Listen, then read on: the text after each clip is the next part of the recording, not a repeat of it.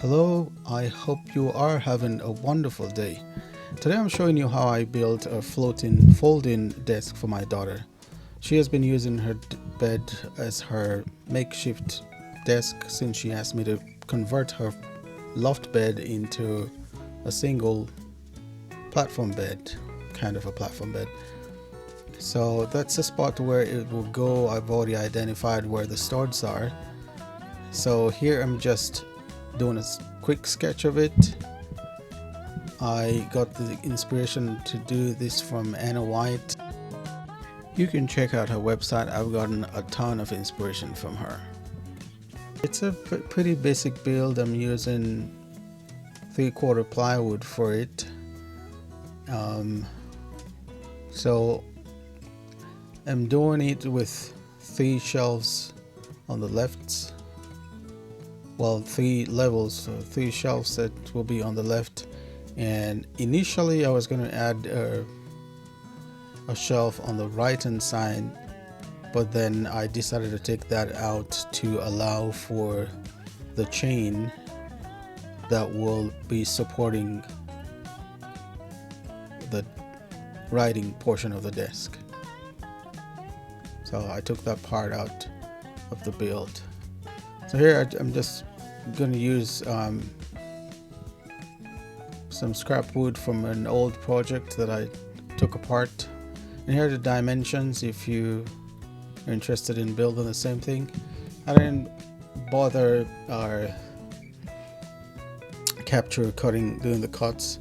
And to mount it, I'm using cleats that I just showed you there, using French cleats to mount it onto the wall. And then here I'm just going to use pocket holes to attach all the boards together. The pocket holes will be inside. At the end of the build, I'll add the plugs to the pocket holes. I like the white ones. I've been using the white ones.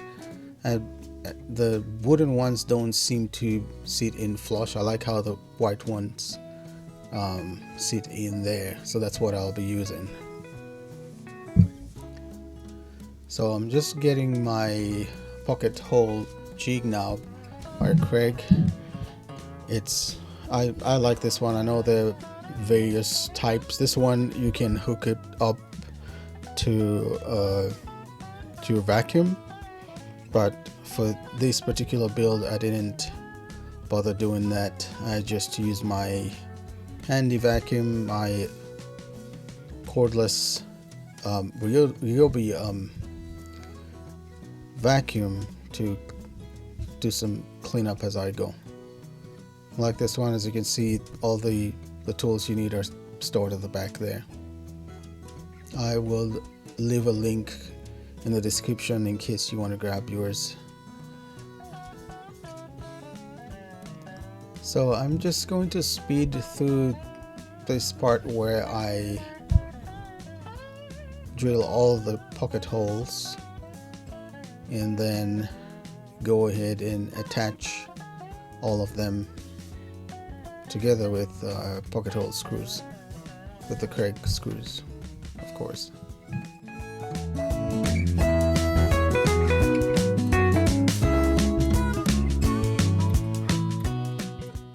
One thing I would say, this jig is really handy. You can speed through the drilling of the holes quickly. It just has a lever there that you can lift up to move the position, and I really like this one.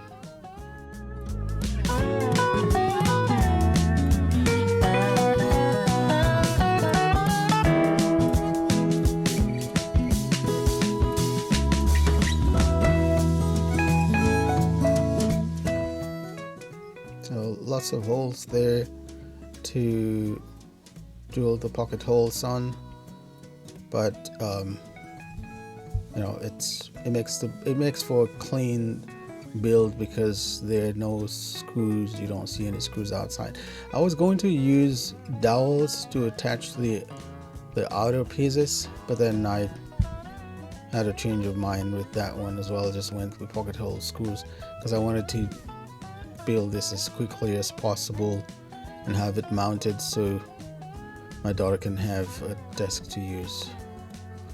And these are like corner braces for 90 degrees, or 90 degree corners, and that's what I'm using to hold the two sides together so that I can fasten the pocket hole screws. You can see how it allows you to get a perfect 90 degree there. Just move it around a little bit to get it to fit tightly in the corner. I ended up not using it because it was too close to where the screw should go, but it comes in handy to hold two boards at a 90 degree angle.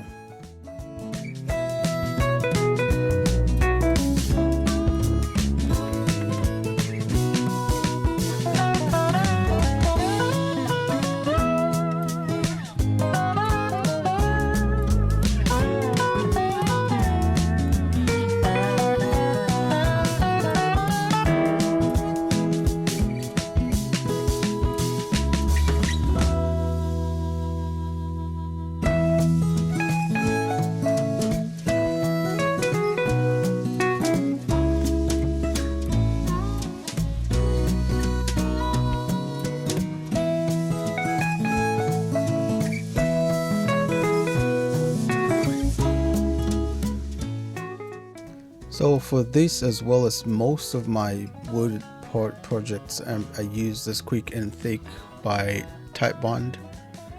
It dries clear, and yeah, I just like it, and it dries really fast, and it has a very strong bond. I mean, it's the best of three worlds, I should say. It dries fast, it dries clear, and it holds very strong.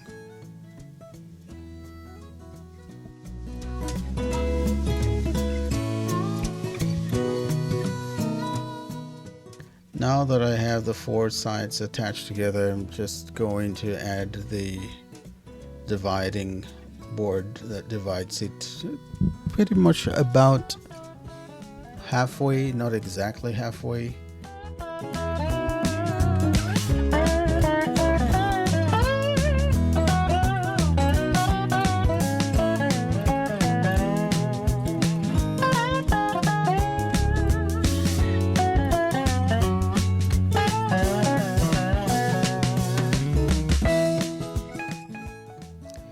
So here I'm just using a wood file to round over the sharp edges, because I could feel that they were pretty sharp. Eventually I would do some sanding as well to round over some of the sharp edges.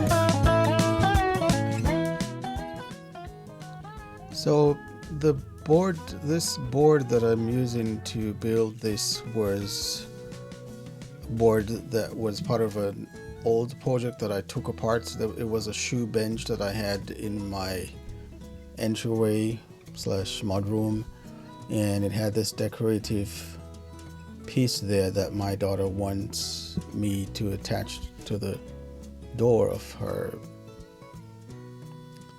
desk. So I'm carefully removing it, making sure I don't break it.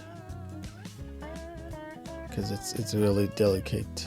Well, I did get most of it off, and then there's just some bit of it was left there, and I just sanded it off quickly. I'm just hand sanding it quickly. I like this block method where you just attach sandpaper to a piece of square or rectangular block of wood. It works like a charm.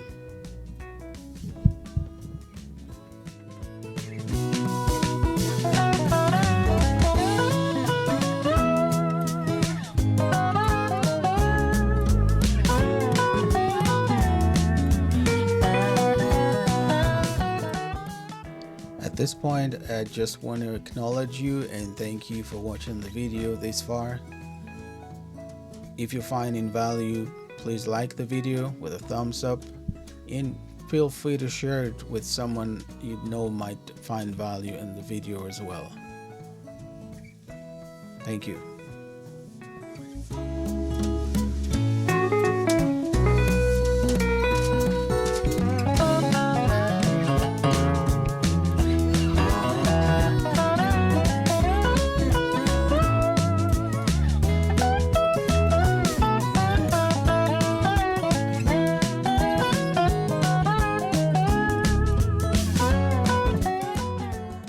So I'm using a couple of soft close hinges there.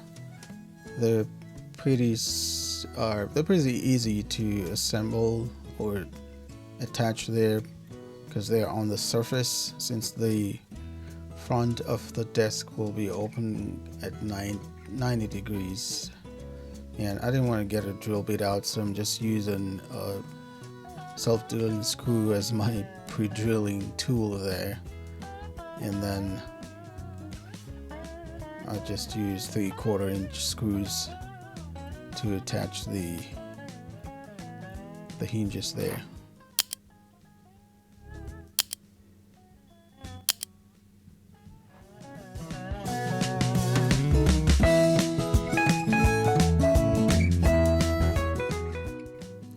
So I had this hydraulic hinge slash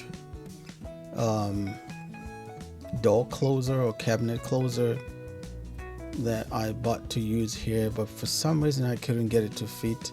I think I was doing something wrong, but I didn't want to waste time to try to figure it out. So after trying so many trials trying to attach it, I just left it and went with just using the chain.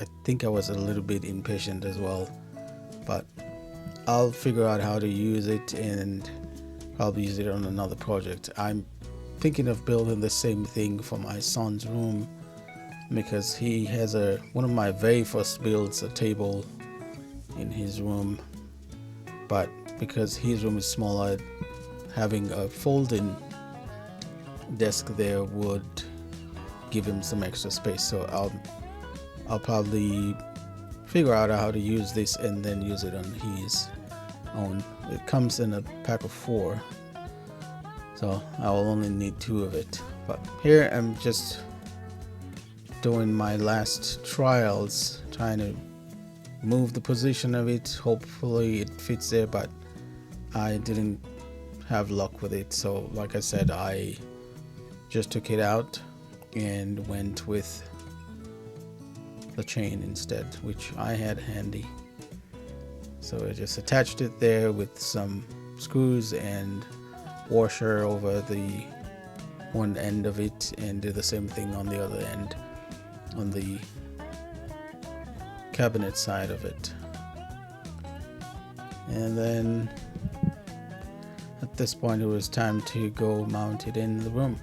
So like I said, I'm using the French cleat system to mount it, and I had already marked where the 2 studs are, and I have it, the studs are on 16 inches apart, so 16 inches on center. So I made sure that the French cleats were wide enough so that I can attach 2 screws on each of the 2 studs there. I had already attached the other piece of the French cleat to the back of the floating desk there, so it was just a matter of just aligning it and attaching it to the back there. I didn't show you this part, but I just used a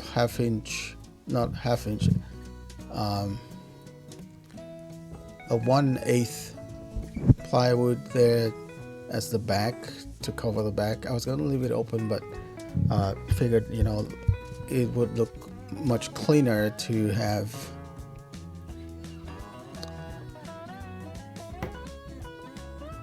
the back of it, you know, covered up. So that's what I did. And let's give it a try here to see how it opens up.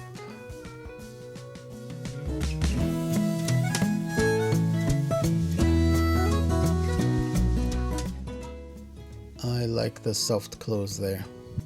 You may have noticed that I added magnets to keep it in the closed position when it's not in use.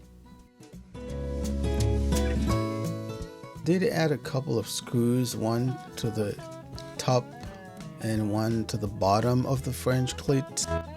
Those will keep it secure in case someone bumps into it. It doesn't slide off the French cleat. This is so satisfying to watch it and hear it close. Now it's time to paint, but before that, she wanted to test it out. So I'm just using leftover paint that I have. It's a white Marquee by Behr, and it's in eggshell. That will match the color of the baseboard and other shelves that I had built and painted the same color, so it works out just fine. If you're still watching the video, I want you to know that I really appreciate you and I thank you for watching the video. Please like the video, share it with someone who might find value in it as well, and leave me a comment. I'll be sure to read it and respond to you. Thank you. I thought about painting the inside of it with the same white, but my daughter wanted it to be left the way it is, and so that's how I left it. It turned out just perfectly. With the few seconds left in the video, I want to take this time to just remind you that you have a gift. You have to look for it inside. We were all given gifts, and believe that you can. Only a little bit of faith and some DIY attitude is what you need. Good luck with your build.